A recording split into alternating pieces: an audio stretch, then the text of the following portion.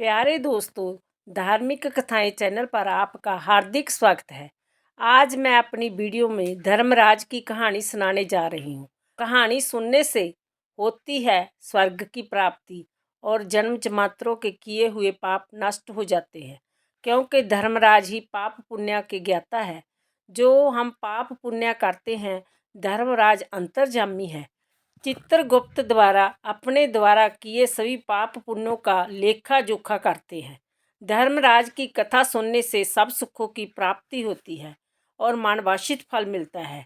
Video को पूरी सुने जो धर्मराज की कथा पूरी सुन सके। प्यारे भक्तों, यदि आपने मेरा चैनल धार्मिक कथाएं लाइक और सब्सक्राइब नहीं किया तो ज़रूर करें।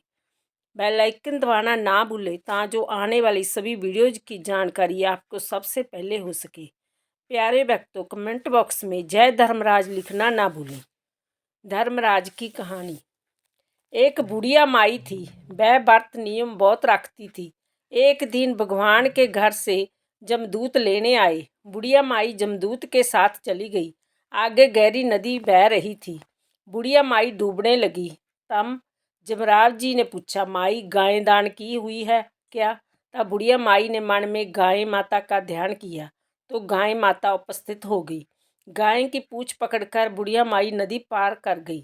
आगे गई तो काले कुत्ते खाने दौड़े। तब जमराज जी ने पूछा, कुत्ते को रोटी दी थी तक क्या? बुढ़िया माई ने मन में कुत्ते का ध्यान किया तो कुत्ते चले गए।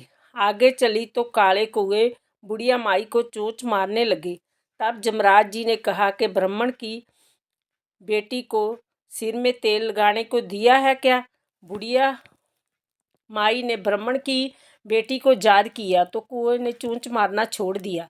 आगे गई तो पैरों में कांटे चुभने लगे। तब जमराज जी ने कहा कि चप्पल दान की है क्या? बुढ़िया माई ने याद किया तो चप्पल पैरों में आ गई।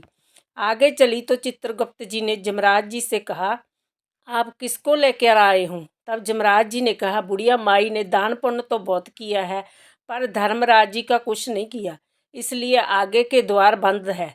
तब बुढ़िया माई बोली कि मुझे 7 दिनों के लिए धरती पर जाने की आज्ञा दो। 7 दिनों तक कहानी सुनकर अध्यापन करने के बाद वापस आ जाऊंगी। बुढ़िया माई वापस धरती माता पर आ गई।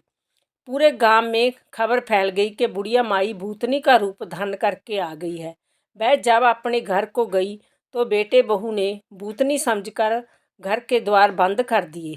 तब उसने अपने बेटे और बहू को कहा, मैं भूतनी नहीं हूँ, मैं तो धर्मराज जी के कहने के अनुसार वापस आई हूँ। मैं नियम अनुसार प्रत्येक दिन धर्मराज की कहानी सुनकर अध्यापन करके वापस परलोक चली जाऊंगी। जैस सुनकर बेटे ने अध्यापन की पूजा की सभी सामग्री एकत्रित कर दी, लेकिन कहानी का हंगारा नहीं पड़ा। तब बुढ़िया माई पड़ोसन के पास गई और कहानी सुनाने को कहा। पड़ोसन ने कहानी सुनी और हंगारा भर दिया। बुढ़िया माई ने 7 दिनों के पश्चात कहानी सुनकर अध्यापन कर दिया और सभी सामान दान कर दिया। तब धर्मराज जी ने बुढ़िया माई के लिए धरती पर विमान भेजा। विमान देख सभी गांववासी स्वर्ग जाने के लिए तैयार हो उठे।